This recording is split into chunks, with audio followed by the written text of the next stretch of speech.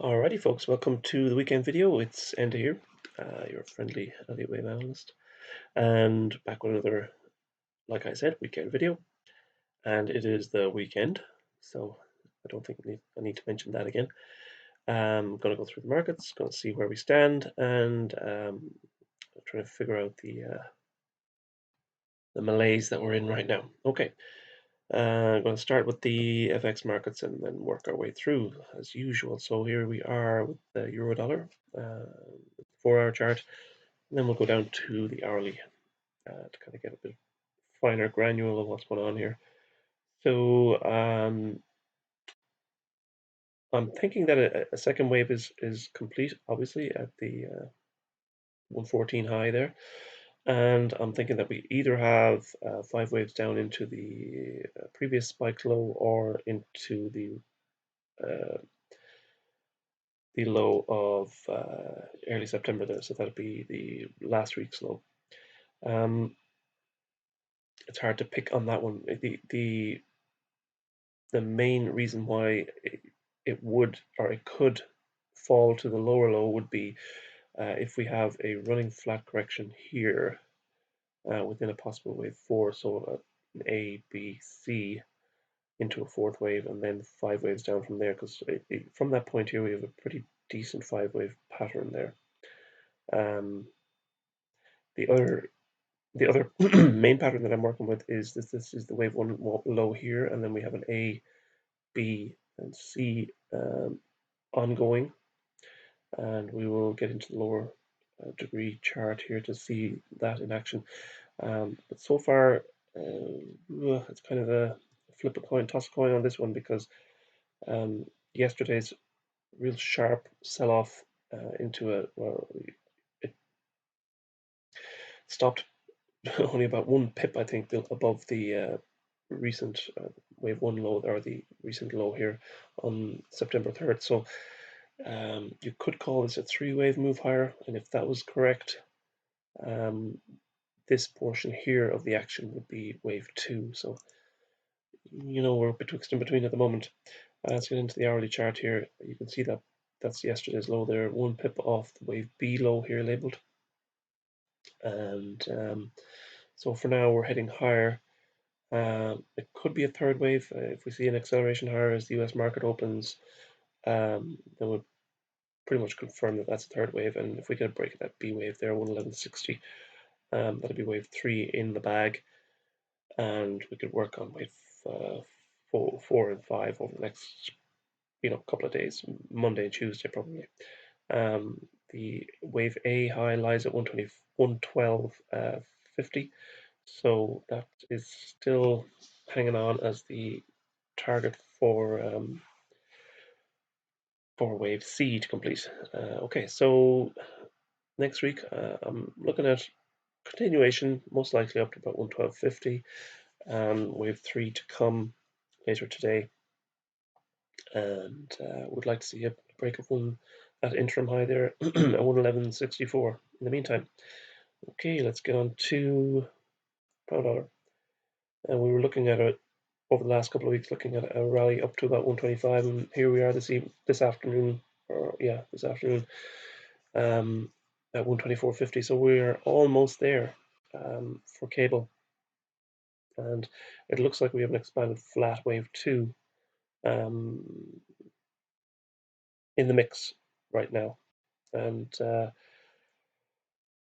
reason why I was looking at that 125 level was because it forms a spike low here, it forms the high of a contraction triangle here, it also forms more or less the 38% retracement there. So that seems to be a reasonable level to kind of concentrate on.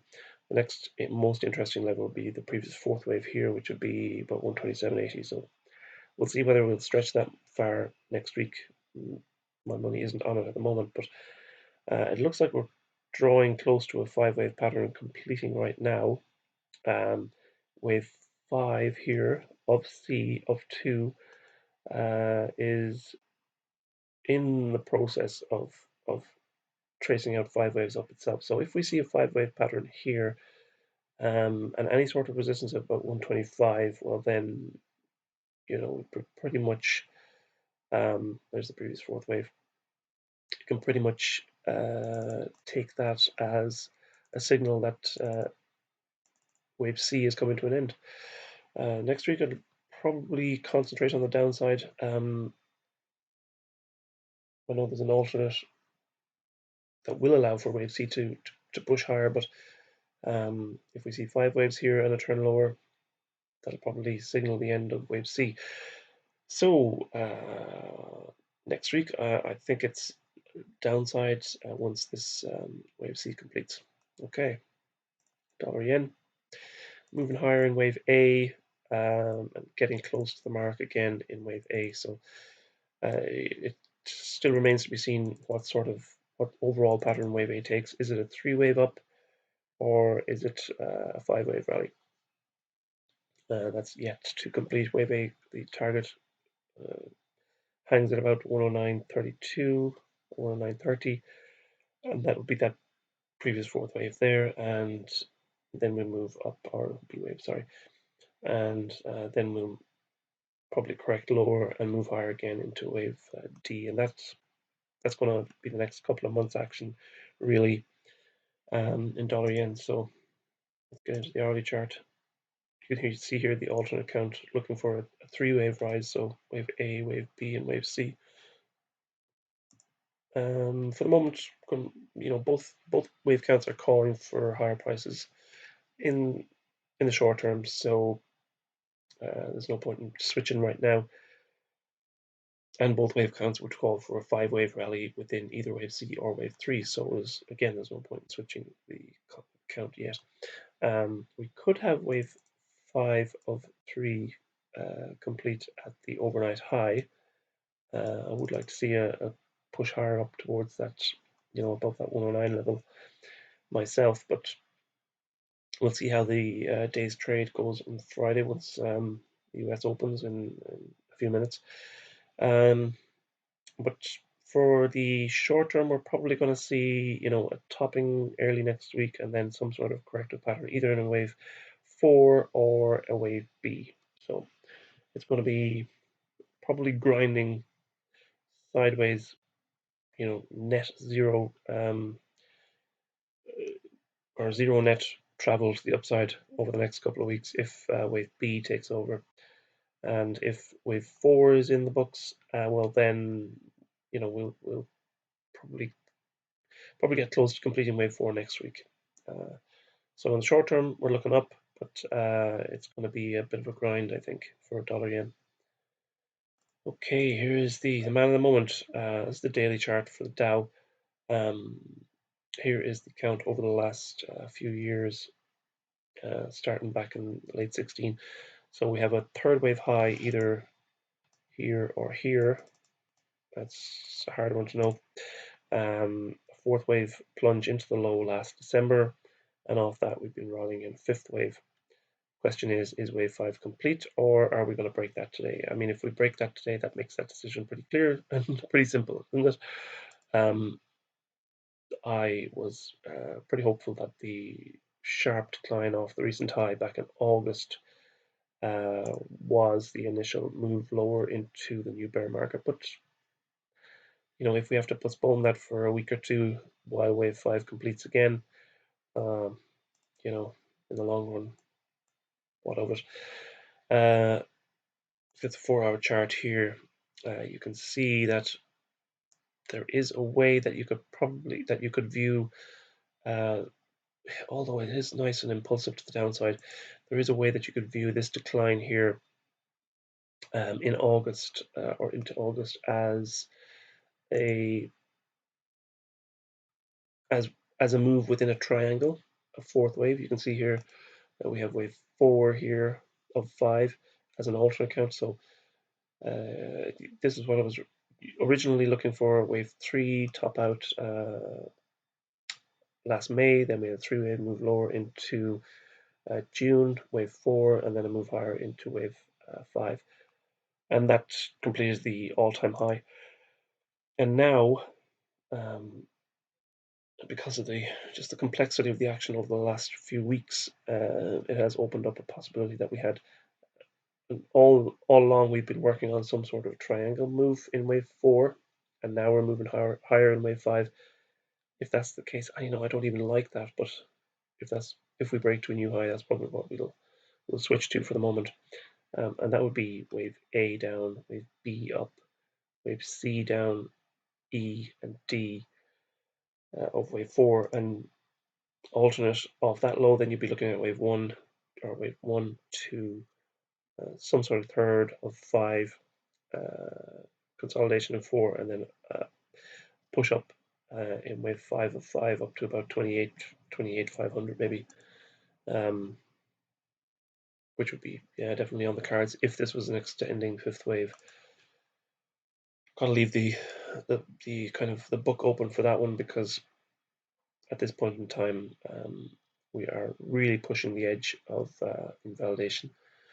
Okay, let's get to the hourly chart. Is this what I've been working on? An A, B, and then an ending diagonal, wave C.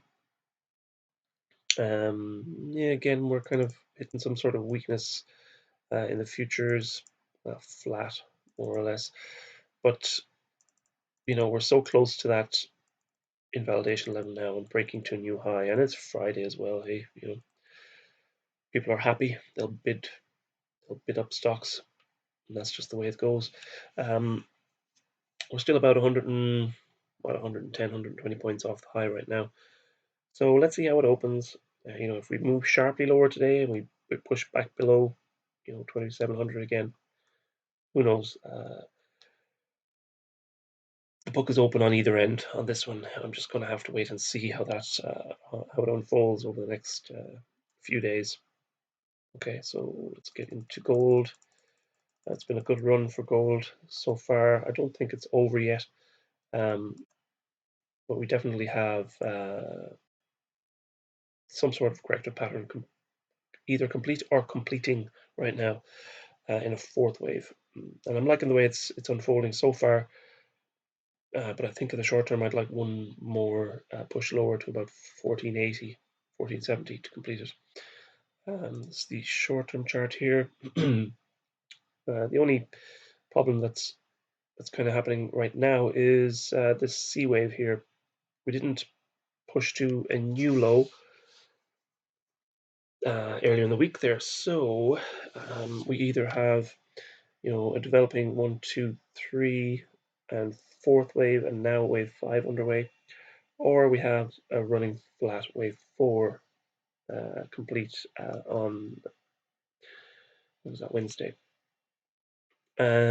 So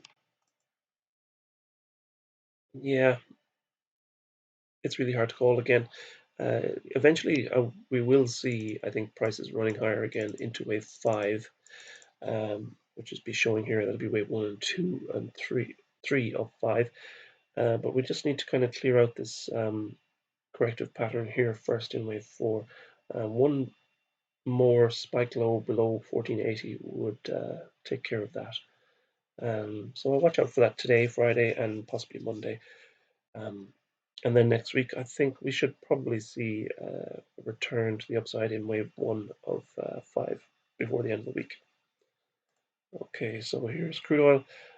Toying with the idea that we have wave 2 complete. Again, another running flat idea. It'll be a really complex running flat, but that's still not out of the realm of possibilities. This week's high again approached that 50% retracement level, and we didn't break 58.86, which was the kind of internal B wave of that previous move. So there is every chance that we have wave 3 now underway with this 5-wave decline that we experienced over the last couple of days. Let's get into the short-term chart here.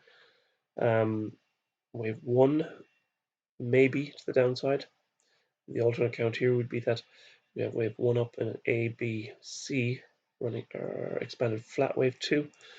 And the way we'll know between both would be the pattern off the recent low here, off Thursday's low.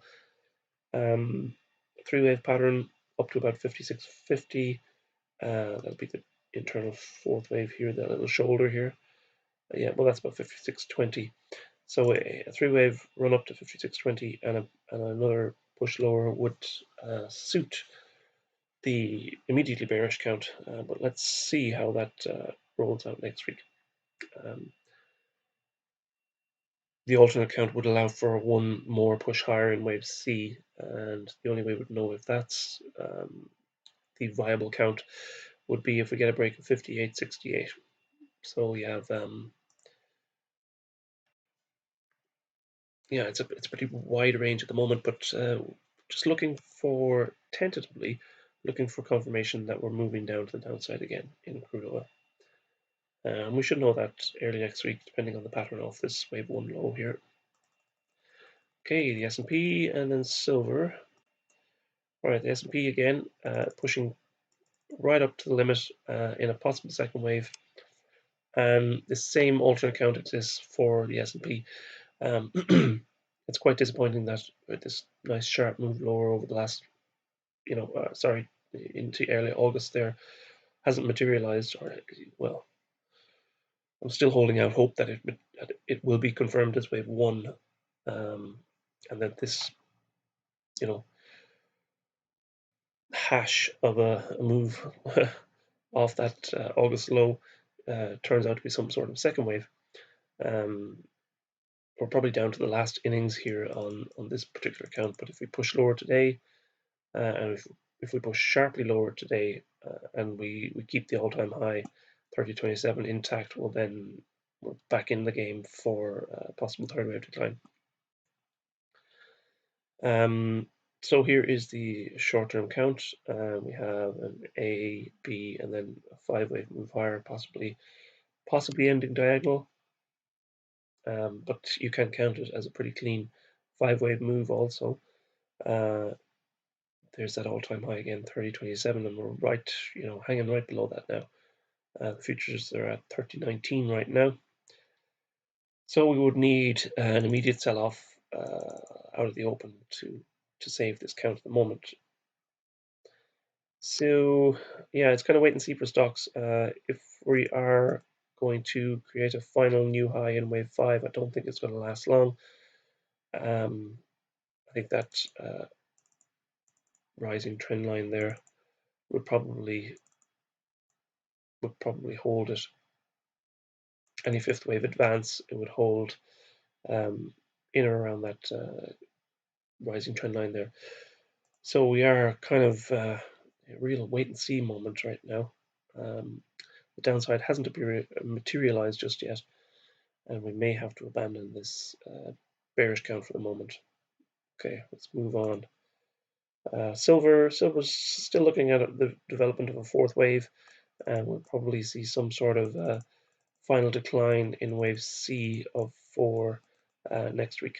So the hourly chart here shows wave A down as complete. So we have possible zigzag wave A with an ending diagonal here, maybe ABC down, an ABC up, and looking now for a 1, 2, 3, 4, 5 wave pattern down in wave C. So that would complete an A, B, C pattern, wave 4. And then we could concentrate on the upside again in the wave 5. But the next couple of days will probably be dominated by the downside as wave C closes out, and support there at 1690. That'll be the previous triangle low. Would be the area to watch next week for that wave C. But if we do see a clear three-wave pattern and an impulsive spike off that low, that would probably create a pretty bullish opportunity for anybody who hasn't dived into silver just yet. Okay, and bond market. Here we are looking at possible five-wave decline again in bonds. This market is softening up over the last week or so, and we're back down this morning, and we seem to be pushing in the futures down below 129.34. That'd be lower extent of that previous fourth wave. I'm pretty hopeful right now that we've seen the top in for wave 2 of that recent wave 2 high there. So you can see it's at least 5 degrees of pattern running out at that recent little high at 132. So we should be moving lower now in a pretty high degree decline. So you could say that bonds are probably or likely, or let's say hopefully, if that's a word that you could use for destruction of wealth, but bonds most likely moving down into a new bear market, and it's long overdue. And if the bond market is heading into a new bear market, and crude oil is heading down into a new bear market, third wave, then the stock market is not going to hold up. Um, and that would be a call for like the end of the year. But there's no way that the stock market holds up if the credit markets and the commodity markets are declining rapidly. Okay, so we have possible 5-wave pattern lower nearing completion. So next week I'd look for 3 waves up to a lower high to create that kind of bearish signal off that recent high. So that's the outlook for bonds, looking for a bearish signal, and at that wave 2 point, then you'd be looking to ride third wave down. Okay, so actually got through it quite well. Thanks so much, guys, for being with me during the week, and it's been frustrating and disappointing, well, for me at least, anyway. So we'll see how the rest of the day unfolds in the US. It's just about open now. The pre-market is open now. So actually, let's just check. How's the S&P doing in the pre-market? But it's still pretty flat. So we'll see. We'll see. It's a real we'll see kind of moment. We'll know more by this evening. All right. Have a good day. Have a great weekend. God bless everybody, and we'll see you Monday again. Bye bye.